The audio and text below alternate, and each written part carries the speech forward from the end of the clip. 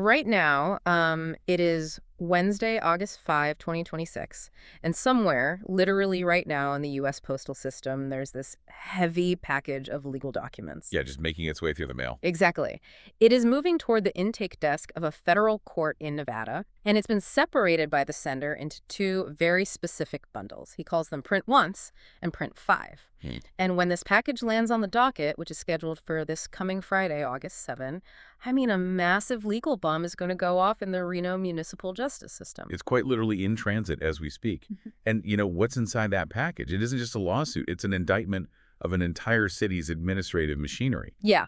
So you listening right now, you are getting a real-time preemptive look inside this delivery before it even hits the clerk's desk. We are doing a deep dive into this meticulous civil rights lawsuit. It's filed by a man named Sean Edward Rouse against the city of Reno. And critically, he's filing this pro se. Right, which means he is going up against the city's entire legal department completely on his own. No lawyer. Which is usually a recipe for disaster. Usually, yeah. But the thing that makes this package so explosive is this accompanying document he includes, which he simply calls the script. Yes, the script. It lays out the exact, word-for-word procedural battle plan for taking a municipality to a federal jury trial. And that's our mission today. We are going to deconstruct this Friday delivery. We've gone through this sprawling cache of federal court filings, the subpoena packages, trial scripts, the evidence lists from the Rouse case. It's a massive stack of sources. It really is.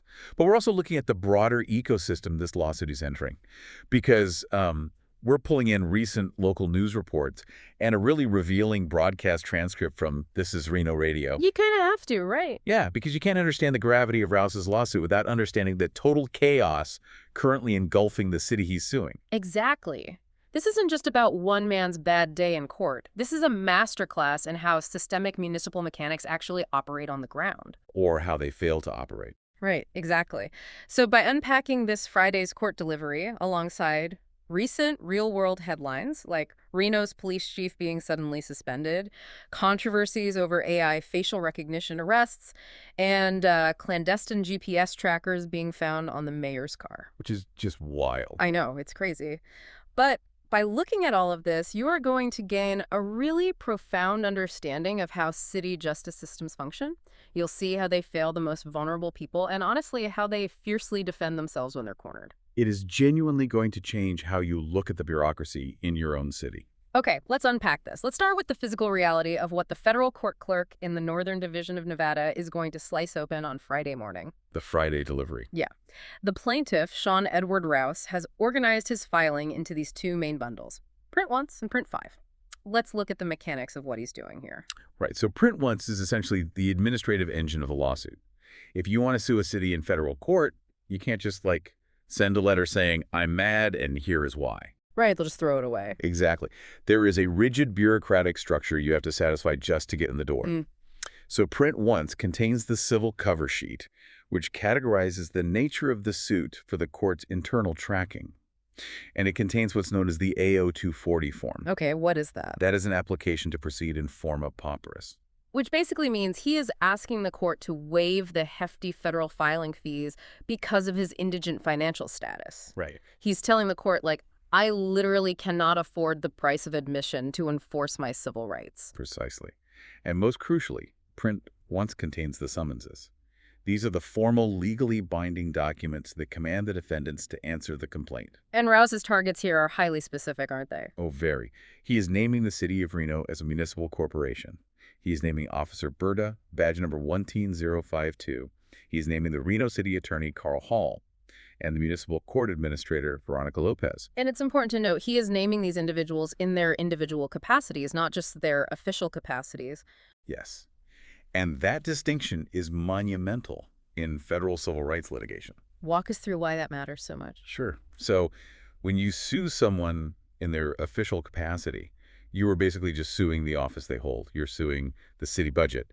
But when you sue an official in their individual capacity, you are saying that this specific human being, through their own personal actions or, willful inactions, directly deprived you of your constitutional rights. You are piercing the veil of the office to get to the person sitting behind the desk. Exactly. You're making it personal for them. Which brings us to the second bundle, print 5. If print once is the administrative engine, print 5 is the heavy artillery. Yeah, this is the core of it. It's a 27-page federal complaint filed under 42 U.S.C. Section 1983. And for anyone who isn't spending their weekends reading constitutional law, Section 1983 is the primary federal statute that allows an everyday citizen to sue state and local government officials for civil rights violations. It was originally passed way back in 1871 as the Ku Klux Klan Act, right? Right, to protect newly freed slaves from local governments that were turning a blind eye to violence. But today, it's the tool you use when the government breaks its own rules. And Rouse is alleging that Reno officials deprived him of his 4th, 5th, 6th, 8th, and 14th Amendment rights. I mean, that is a staggering constitutional footprint. It really is. He is alleging illegal seizure, a deprivation of due process, denial of effective counsel, and cruel and unusual punishment. Yeah.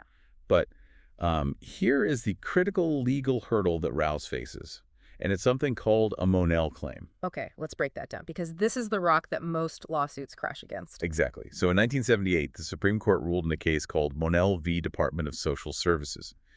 Before that case, it was incredibly hard to sue a whole city. Right. The court decided that, yes, a municipality can be sued under Section 1983, and this is a massive, but a city is not automatically liable just because it employs someone who violated your rights. So, unlike a private business, like if a delivery driver hits your car, you can sue the delivery company because of vicarious liability. They are responsible for their employee. Exactly. But in municipal law, under Monell, there is no vicarious liability. Wow. Okay, so if a single police officer goes rogue and violates your rights, you can sue the officer, but you can't necessarily sue the city itself just because they sign his paycheck. Precisely.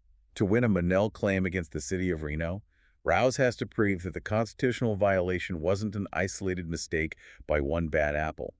He has to prove that the violation was the direct result of an official systemic policy, a deeply ingrained custom, or a deliberate widespread failure to train or supervise employees. He has to prove that the violation is a feature of the system, not a bug. Exactly. And that burden of proof is why pro se lawsuits, lawsuits filed by citizens without law degrees, are routinely and quickly dismissed by federal judges. They just get thrown out for failing to state a valid Monell claim. Right. Because pro se plaintiffs often write these 50-page emotional rants about how unfairly they were treated. They detail their own personal nightmare, but they completely fail to prove the systemic municipal policy. But Rouse doesn't rant. No, he does not. He uses data. In this Friday package, buried in the attachments, is a document called Exhibit 2. And when I read Exhibit 2, I had to stop and reread it 3 times just to make sure I was actually understanding the math. The docket analysis. It is arguably the most dangerous piece of paper in the entire filing. Yes. Exhibit 2 is a painstaking statistical analysis of 2,084 confirmed misdemeanor cases. Over 2,000 cases. Right. And these cases were handled by 6 appointed defense contractors at the Reno Municipal Court over a 2-year period, from April 2024 to April 2026. Because Rouse didn't have a lawyer to hire expensive investigators, he went into the city's own public transparency databases day after day and cataloged over 2,000 case outcomes to mathematically prove his Monell claim. He is weaponizing the city's own public docket data against them. And the statistics he compiled are just staggering. Out of 2,084 cases handled by the city's appointed defense contractors for indigent people, there were 0 jury trials. Not one. Not a single one. And even more shockingly, across all 2,084 cases, there were 0 defense motions filed. Let's just pause and absorb what that means in a real-world legal context. Mm-hmm. Because a defense motion, like a motion to suppress evidence, or a motion for discovery, or a motion to dismiss, that is the fundamental tool of an adversarial legal system. Yeah. It is how a defense attorney challenges the state's narrative. It's how they say, wait, that search was illegal, or you don't have enough evidence. Right. I was trying to explain this to a friend, and the best analogy I could think of is the medical field. Imagine a busy urban hospital. They treat 2,000 patients over a 2-year period in the emergency room. And you go to audit their medical records and you realize that out of 2,000 patients who came through the doors complaining of illness or injury, not a single doctor ever ordered a blood test. Ever. Not once. It completely defies the basic laws of probability and practice. Yeah. But let me push back on this, just to steelman the city's potential defense here. If you've never been in trouble with the law, you might think, well, maybe all those people were just clearly guilty. Right, sure. Isn't it possible, however unlikely, that All 2,000 of those cases were just incredibly straightforward, like cut and dry shoplifting or public intoxication where the person was caught red-handed and a defense motion or a trial just wasn't necessary or appropriate. Like, why waste the court's time if the evidence is absolute? And that is exactly the argument a city attorney would try to make. And, if we were talking about a sample size of 20 cases, maybe, you might have 20 cut and dry guilty pleas in a row. Yeah, that makes sense. 200 cases. It's highly, highly improbable. But perhaps in a very specific enforcement blitz, you could see a massive spike in simple pleas. But 2,084 cases. It is a statistical impossibility. Why is it impossible? Walk us through the math of human error there. Think about the standard distribution of human interaction with law enforcement in a mid-sized city. Out of 2,000 arrests, statistically, a certain percentage will involve police errors. Right. You will have cases where an officer searched a vehicle without probable cause or a warrant. You will have cases where they forgot to read Miranda warnings before an interrogation. You will have cases of mistaken identity, or cases where the prosecutor overcharged a simple dispute as an assault. That's just humans being humans. Exactly. That is just the baseline reality of policing. It's chaotic, and mistakes happen constantly. A defense motion to suppress evidence is the constitutional check on those mistakes. So to have literally zero constitutional challenges raised by defense attorneys in over 2,000 consecutive arrests, it strongly suggests that the attorneys aren't actually reviewing the cases for constitutional violations. So what are they doing? They are processing paperwork. Rouse's data paints a picture of an indigent defense system that is operating not as a legal defense mechanism, but as a plea bargain processing plant. Every single case in that dataset that reached a disposition was resolved by a plea deal or a bench warrant. No exceptions. And this brings us to the why. Why would defense attorneys not file motions? And this is where we have to look at the mechanics of municipal contracting. You have the money. Reno, like many municipalities, uses contract public defenders for municipal court. These aren't salaried employees of a public defender's office who take whatever case comes through the door. These are private attorneys who sign contracts with the city to handle a bulk load of indigent cases for a set amount of money. Exactly. It's often a flat fee structure. And the financial incentives in a flat fee contract are incredibly perverse. Tell us why. Well, if an attorney is paid, say, a flat fee to handle a massive caseload for the year, every hour they spend researching a motion, writing it, filing it, and arguing it in court is an hour they are essentially working for free. Right, because it takes time away from their private paying clients. The financial incentive is to meet the client in the hallway for 5 minutes, tell them the prosecutor's plea offer, get them to sign the paperwork, and move on to the next file. Efficiency over advocacy. Right. And Rouse is using this data to argue his Monell claim. He isn't just saying his specific lawyer was lazy. He is arguing that the city's contracting system is structurally designed to discourage adversarial defense. It deprives indigent defendants of their Sixth Amendment right to effective assistance of counsel as a matter of routine, predictable municipal policy. And Rouse doesn't just float this massive statistical claim in a vacuum. He grounds this data in the terrifyingly specific timeline of his own personal nightmare. It's awful. Let's look at the narrative timeline established in the Print 5 complaint, because it illustrates exactly how this processing plant ruins a life. Yeah, walk us through it. The timeline starts with his initial arrest on a misdemeanor charge on July 8, 2024. But then, the complaint documents something crucial: 142 days of perfect compliance. Perfect compliance with his pretrial release conditions. Mm-hmm. He showed up to every mandatory check-in, he didn't reoffend, he followed all the rules. Right, he was doing everything the system asked of him.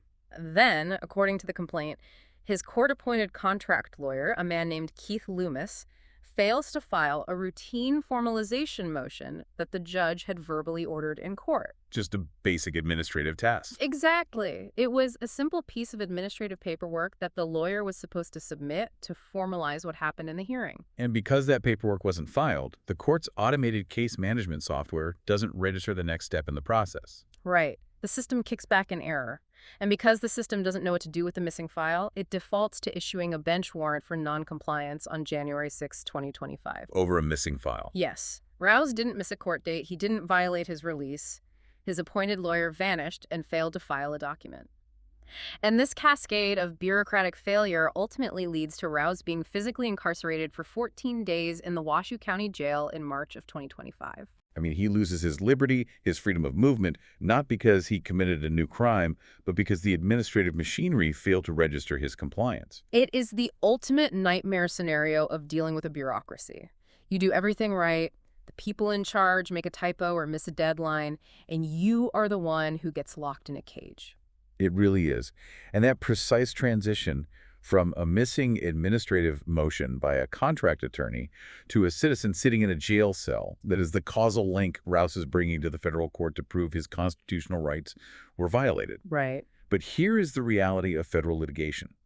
To execute a lawsuit of this magnitude against a municipal government that possesses vast resources and a team of seasoned, salaried city attorneys, you can't just walk into the courtroom with a compelling story and hope the judge sympathizes with you. Especially if you don't have a lawyer representing you. Oh, absolutely not. You need a flawless, airtight battle plan. Which brings us to the most fascinating document in this entire Friday package. It's an attachment simply titled The Script. Yes, this is highly unusual, and honestly, it is strategically brilliant. Rouse hasn't just prepared his legal filings, he has drafted a complete trial script. It is literally formatted like a stage play for his eventual federal trial. Complete with stage directions. Yes. He has anticipated every move the defense will make, every objection they will raise, and he has mapped out his exact procedural steps to counter them. It reads like he is coaching himself from the future. It really does. I want to read a section of it. The script sets the scene. The magistrate judge calls the case. Then there are stage directions for Rouse himself. Stand. Speak clearly. Do not apologize for being pro se. Do not act intimidated. Whoa. Then his dialogue. Good morning, Your Honor. Sean Edward Rouse, plaintiff pro se. I am prepared to proceed. He is establishing his courtroom demeanor before he even files the suit. But the script moves immediately past the pleasantries and straight into the dense procedural mechanics of federal court, because he understands that trials aren't won in opening statements. Right, they are won in discovery. Exactly. And the script outlines his plan for the first major hurdle in a federal civil case, which is the Rule 26F conference. Let's explain what this is for the listener because it's a critical mechanism. Under the federal rules of civil procedure, before the parties even see a judge for scheduling, they are required to meet and confer. They have to discuss the nature of the claims and propose a discovery plan, meaning how they are going to exchange evidence. It's often a highly adversarial meeting, even though it's technically supposed to be cooperative. Right. And Rouse's script shows he is walking into this meeting with a sledgehammer. He plans to demand a 180-day discovery period. Now, on the surface, 180 days just sounds like 6 months. But why is a 180-day discovery window such a nightmare for a busy city attorney? Because time is the one resource a city attorney's office never has enough of. City attorneys are salaried. They are juggling dozens, sometimes hundreds, of open cases, from slip and falls on city sidewalks to massive civil rights claims. Right, they're swamped. Completely. They rely on moving cases through the system quickly, either by settling them or getting them dismissed early on procedural grounds.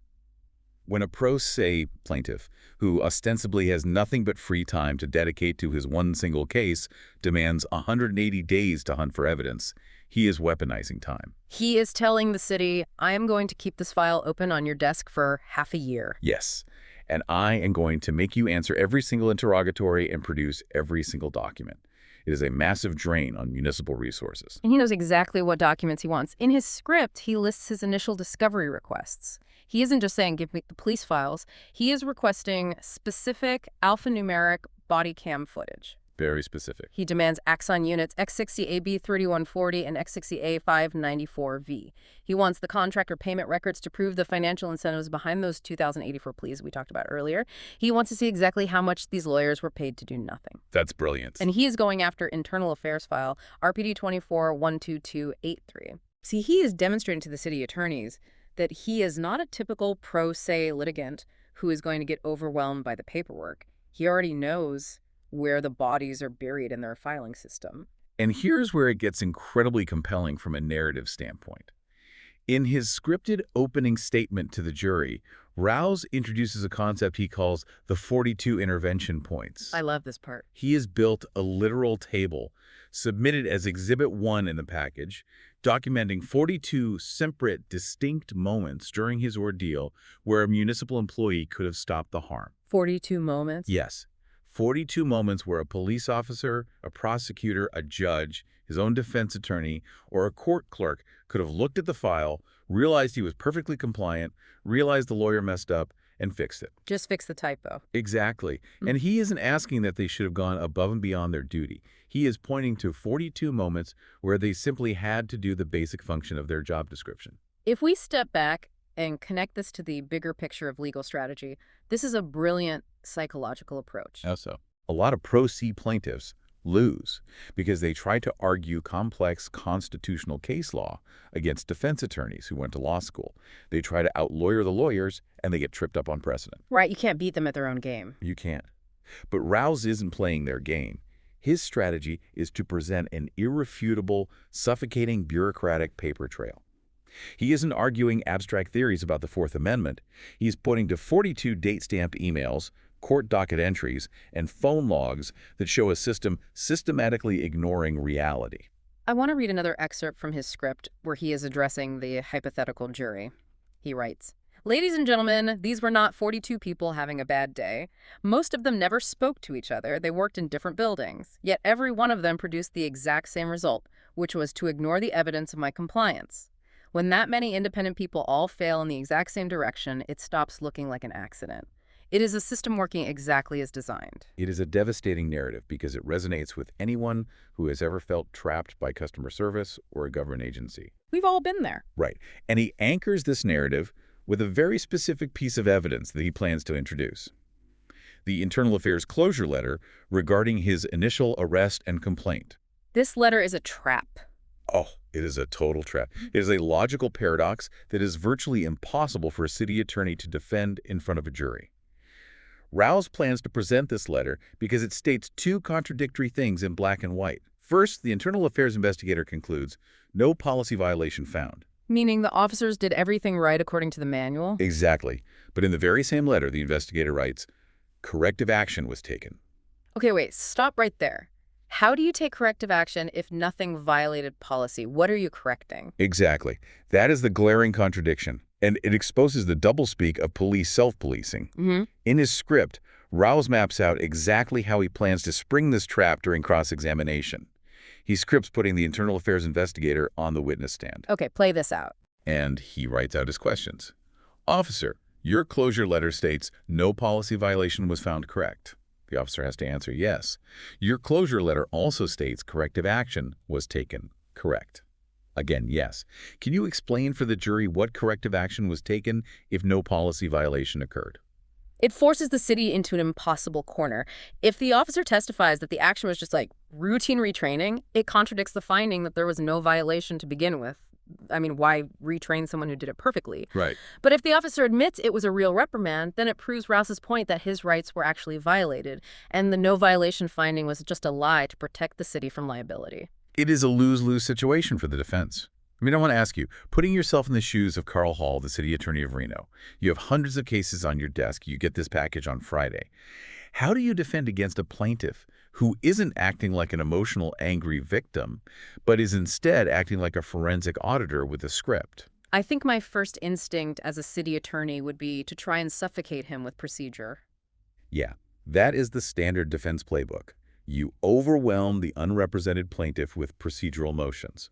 You file a motion to dismiss for failure to state a claim. If that fails, you file a motion for summary judgment, arguing there are no material facts in dispute. Just bury them in paperwork. Exactly. You bury them in interrogatories. During depositions, you object to the form of their questions to fluster them. You try to make them trip over the federal rules of evidence. You hope they miss a filing deadline, and then you ask the judge to dismiss the case with prejudice. But the problem for the city is that Rouse has already scripted the rules of evidence. In this document, he has anticipated the hearsay objections. When he plans to introduce a document, he has written out the exact legal phrasing to authenticate it through the custodians of record under the business records exception. He's ready for it. The script even includes instructions for his own emotional regulation. He writes that if the city attorney tries to paint him as unhinged or overly litigious in front of the judge, his instruction to himself is, stay silent, count to 3, do not raise voice, present the next exhibit. A calm, methodical plaintiff armed with a spreadsheet and a script is a city attorney's absolute worst nightmare because it nullifies their primary advantage, which is procedural intimidation. But amid all this procedural brilliance, Rouse makes sure to bring the human element back into focus because at the end of the day, this isn't just an exercise in legal theory. This destroyed his life. It completely broke him down. In his scripted opening statement, he makes a point to note who he was before the system swallowed him. He was a 5-star, Google-rated on-site property manager. He had a career. He had plans he'd been meticulously working on since 1991. And his life was entirely derailed, not because he was a hardened criminal, but because of a clerical error that no one in the 42 intervention points cared enough to fix. And this leads to the most tragic consequence of the city's negligence, which Rouse details in the complaint. The Walgreens incident, yeah. If you have ever assumed that a paperwork error is harmless, this story will disabuse you of that notion. I want to slow down and really paint the picture of what happened on January 20th, 2025. Go for it. By this point in the timeline, the bureaucratic machinery has ground Rouse down. He is homeless, he is impoverished, but critically, he is completely unaware that a bench warrant had been silently issued for his arrest 2 weeks prior, on January 6, because of his lawyer's failure to file that motion. He still believes he is in the compliance phase. Exactly. So on January 20, Rouse goes to a clinic to donate blood plasma. Why is he donating plasma? Because he needs the small cash stipend to pay his cell phone bill. Just to keep his phone on. Right, and why does he need to keep his phone on? So the municipal court can reach him. He is literally selling his bodily fluids to maintain contact with a court system that has already issued a warrant to throw him in a cage. The bitter irony is just devastating. It gets worse. After donating plasma, so he is likely physically depleted, maybe a bit lightheaded, he walks into a local Walgreens that is undergoing renovations. Because of the construction, there is an exposed subfloor near the checkout area. Rouse trips on this exposed flooring and falls hard. He suffers a traumatic brain injury. And again, because he is treating this lawsuit like an auditor, he doesn't just say, "I bumped my head." The complaint documents the exact medical reality, a shattered occipital bone. He cites the specific ICD medical billing code SR6.0XAA, proving he has the medical receipts to back up the trauma. This is a masterstroke of legal narrative. He is legally linking the physical traumatic brain injury directly to the municipal negligence. How does he make that causal link? Because a city attorney would argue, like, we didn't push him in a Walgreens. The argument is about proximate cause. He was only in that highly vulnerable physical position, depleted from donating plasma, because he was desperately trying to maintain communication with a court that had already abandoned its duty to process his paperwork correctly. The city's administrative silence forced him into a state of extreme precarity. Right. To prove all of this in a federal courtroom, to prove the 42 intervention points, the systemic failure, and the resulting physical and emotional trauma, Rouse knows he can't just stand there and tell a story. He needs hostile witnesses. He needs to put them on the stand. He needs to force the people who ignored him to answer for it under oath. And Friday's package includes a highly targeted discovery subpoena package. These are the official AO 88A and 88B federal forms, and they are fascinating because they show exactly who he is dragging out of their offices and onto the witness stand. Let's look at the targets, because it reveals his strategy of exposing the entire bureaucratic food chain. Target number 1 on the subpoena list is a woman named Wendy Larios. She is a pretrial services clerk at the Reno Municipal Court. Now, if I am a juror, I might wonder why the plaintiff is subpoenaing a low-level administrative clerk instead of, like, the judge or the police chief. Because in complex civil rights cases, liability often hinges on the concept of notice. What did the bureaucracy know, and exactly when did they know it? A city can defend itself by claiming they were unaware of a problem until it was too late. So Rouse is subpoenaing Larios to destroy that defense. Exactly. He wants to introduce an email into evidence. On October 6, 2024, Rouse explicitly emailed Larios. In that email, he warned the court, in writing, that his appointed contract attorney, Keith Loomis, was completely absent and not communicating. So he told them his lawyer was missing. Yes, and October 6 is a full 3 months before the court issued the January 6 bench warrant for non-compliance. Wow. By putting the clerk on the stand and authenticating that email, Rouse proves that the court had written date-stamped notice of the constitutional breakdown of his legal counsel months before they decided to punish him for it. It eliminates the defense of ignorance. That is surgically precise. Target number 2 moves up the chain, way up. Peter Handy, the executive director of the Nevada Department of Indigent Defense Services, or DEEDS. This is a state-level agency. Rouse wants Handy on the stand to answer for a very specific document. A jurisdictional declination letter dated October 27, 2025. This target brings us to a fundamental concept in administrative law called exhausting administrative remedies. Right. Judges hate it when you run straight to federal court without trying to fix the problem locally first. Exactly. Before a federal judge will hear a civil rights lawsuit about a state or local issue, they usually want to see proof that you tried to resolve the grievance through the proper administrative channels. You have to exhaust your remedies. If you don't, the city will file a motion to dismiss saying, Your Honor, he should have filed a grievance with the Oversight Board first. But Rouse anticipated this. His documents show he went to 9 different oversight bodies over 2 long years. He tried the proper channels. He did. And by subpoenaing the executive director of the state's Indigent Defense Oversight Agency, he is effectively putting the state's entire oversight mechanism on trial. Imagine being Peter Handy.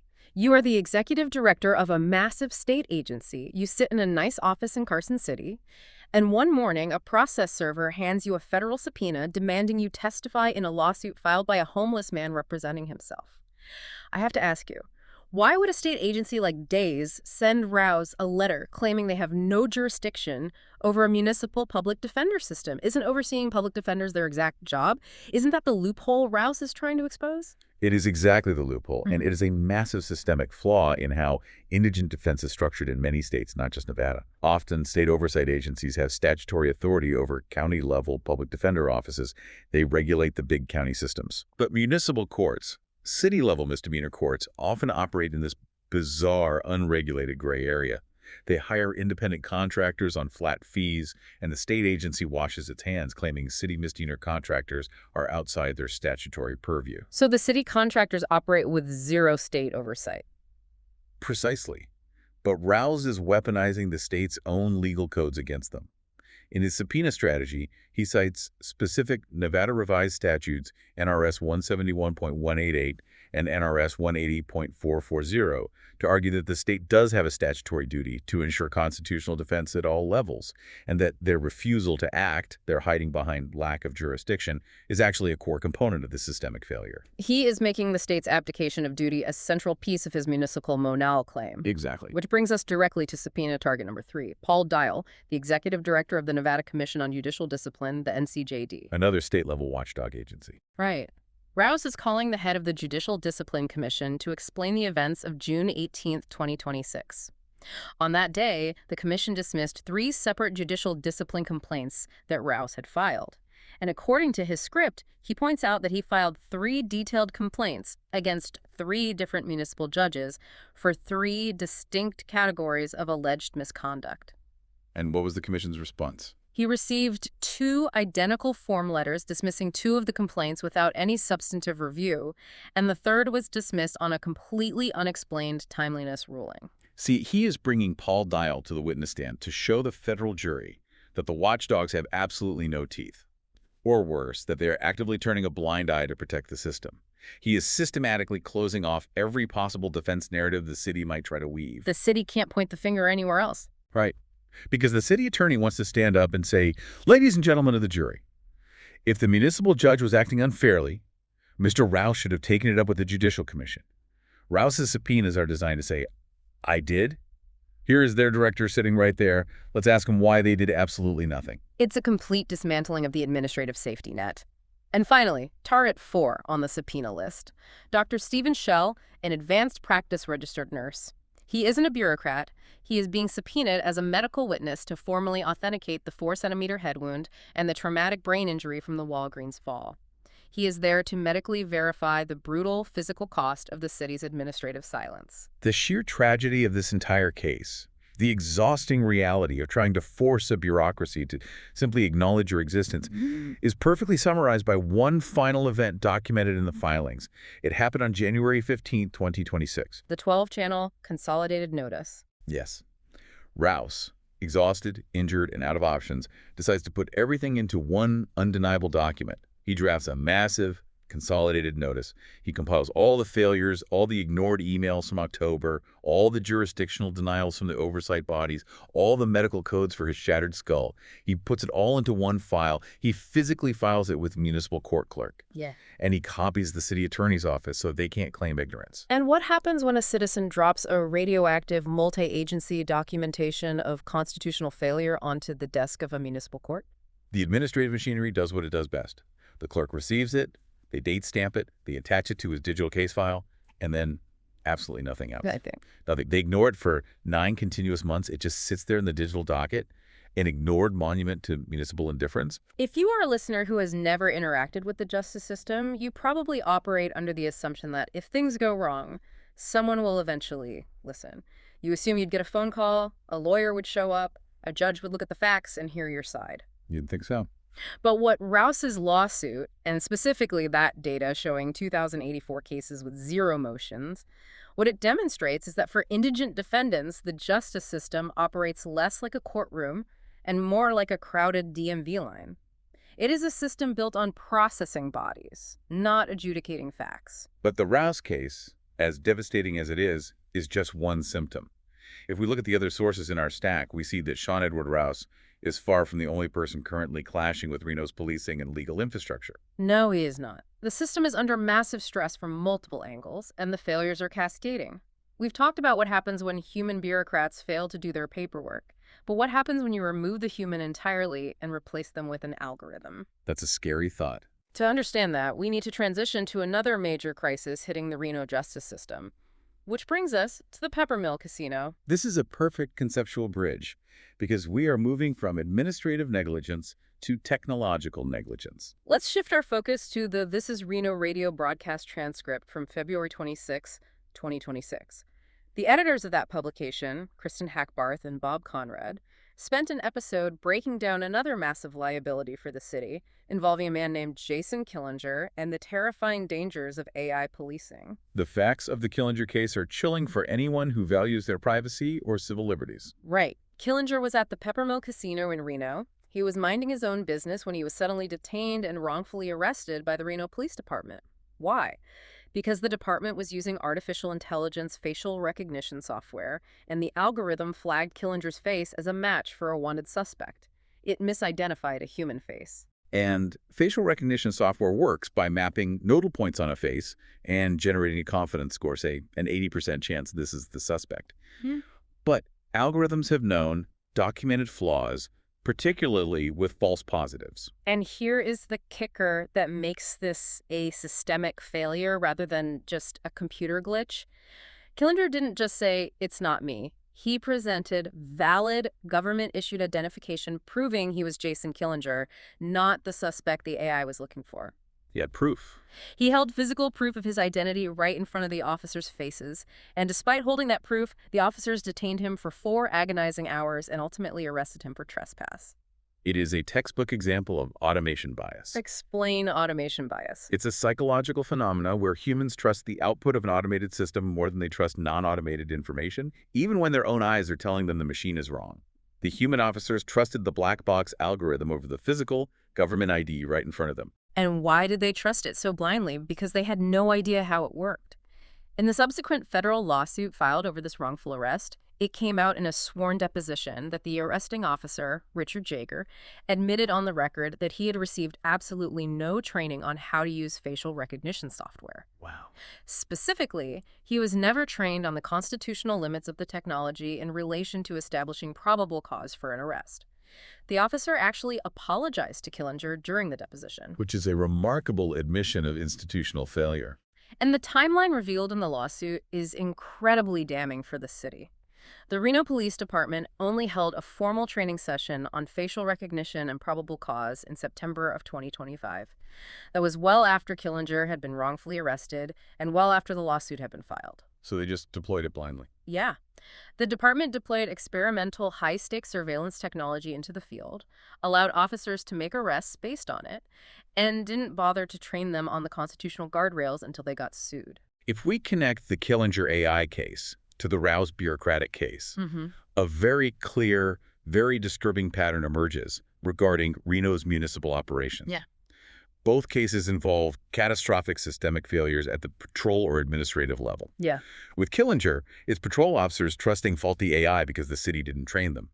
With Rouse, it's court clerks and appointed counsel failing to process basic paperwork because the contracting system disincentivizes effort. They are different symptoms of the exact same disease. Yes, it is a municipal system operating on autopilot, driven by a profound lack of institutional oversight, training, and human accountability. But here is where it gets really interesting and, frankly, a bit alarming.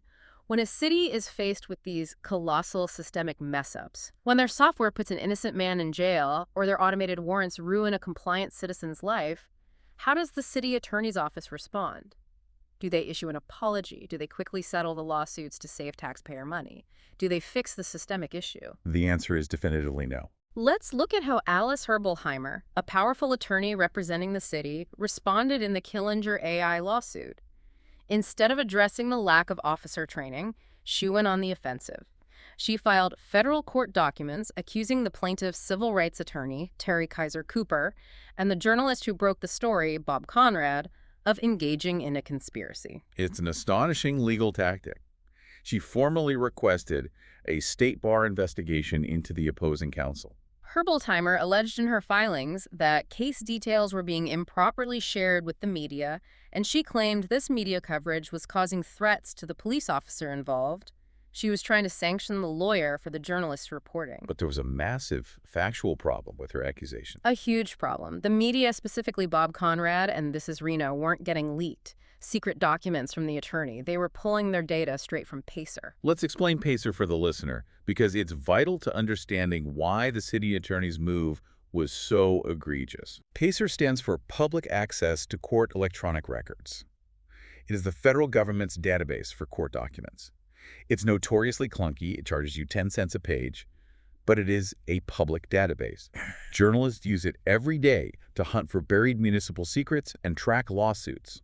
So the journalist was simply reading public documents that the city itself had filed in a public federal court and reporting on them. It was completely legal, standard journalism. Yeah. Herbelheimer eventually had to retreat. She filed what's called an errata in court. An errata is basically a formal, oops, I made a mistake on the record. She had to admit she had misstated the record regarding the alleged conspiracy. I mean, think about the analogy here. The city attorney's office is acting like an autoimmune disease. In a healthy body, the immune system attacks an infection, but in an autoimmune disorder, the body gets confused and starts attacking its own healthy organs. That's a great way to put it. When the Reno justice system got infected with untrained AI practices and broken defense contracts, the city attorney's office didn't attack the problem. They attacked the healthy organs, the journalists and civil rights lawyers who were trying to point out the disease and hold the city accountable. It's a highly aggressive, highly defensive posture. The legal strategy coming out of the city is not to mitigate harm or improve the justice system. It is to protect the institution at all costs, even if that means baselessly attacking the people utilizing public records. It's an adversarial approach to public transparency. Draw the parallel back to our Friday delivery. Just as Carl Hall's office completely ignored Sean Rouse's 12-channel notice and his desperate pleas for help, Alice Herbelheimer went on the aggressive offensive against reporters instead of addressing the fact that their police officers were illegally arresting people based on algorithms. This is the legal buzzsaw that Sean Rouse is walking into with his Pro-C script. And this defensive, chaotic posture by the city's legal team isn't happening in a vacuum. You don't get this level of systemic dysfunction at the bottom unless things are shaking at the top. Right. It is happening against a backdrop of massive, unprecedented instability at the very highest levels of the Reno Police Department and City Hall. It's like the whole municipal building is shaking from an earthquake while these lawyers are fighting in the basement. Let's unpack the two key TVN local news articles in our source stack, because they illustrate the high-level turmoil that is trickling down to the streets. The first article reads like a political thriller. It involves clandestine GPS trackers, private investigators, and the mayor of Reno. In December 2022, a mechanic was doing routine work on Reno Mayor Hillary Skeeve's personal vehicle. While under the car, he found a covert GPS tracking device magnetically attached to the frame. Unbelievable. Shortly after, a similar tracking device was discovered on the personal vehicle of former Washoe County Commissioner Vaughn Hartung. It was a massive scandal. Top city officials were being secretly monitored. It sparked a huge legal battle to unmask who planted the devices.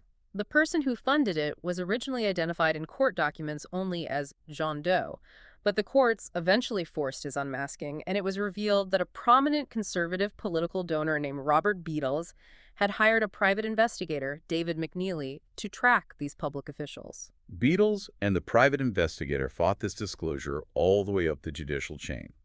They tried to claim that their actions and keeping John Doe's identity secret were a form of anonymous political speech protected by the First Amendment. But the courts vehemently disagreed. The Ninth Circuit Court of Appeals and the Nevada Supreme Court unanimously ruled against Beadles and the PI.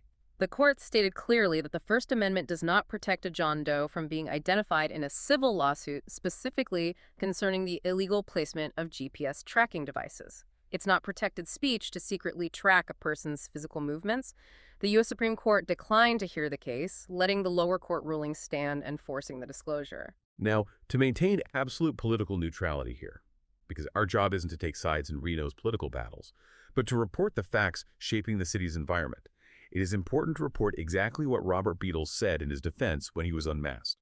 In his statement to KTVN, he stated, "I want to be clear. I never told anyone to track or follow anyone or a public official. I hired a licensed private investigator only to verify serious allegations before having them say anything publicly. That's called being responsible. I didn't direct the investigator's methods, and no laws were broken by me or the investigator."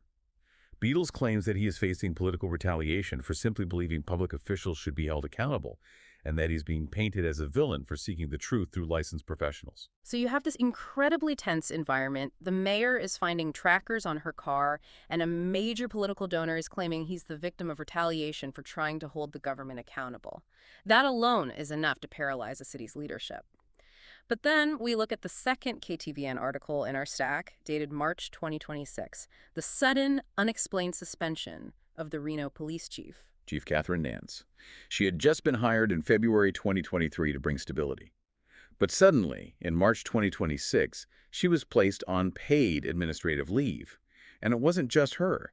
5 other police officers were also suspended alongside her for unspecified violations of city policy. The city went into total lockdown regarding information. City Manager Jackie Bryant and Mayor Sheev held a press conference, but they refused to give the public any details about what the chief or the officers had actually done, citing the need for due process and internal confidentiality. But the disruption to the city's law enforcement apparatus was profound. It was so severe that the city had to bring in outside leadership. Washoe County Undersheriff Corey Solferino had to step in as the acting chief of the Reno Police Department via an interlocal agreement. Think about what that means. The city police department was so compromised that the county sheriff's office had to come in and take the wheel. And they couldn't even trust their own internal affairs to investigate the chief. They had to call in the Nevada Department of Public Safety, the NDPS, a state agency, to conduct the investigation to ensure an objective review.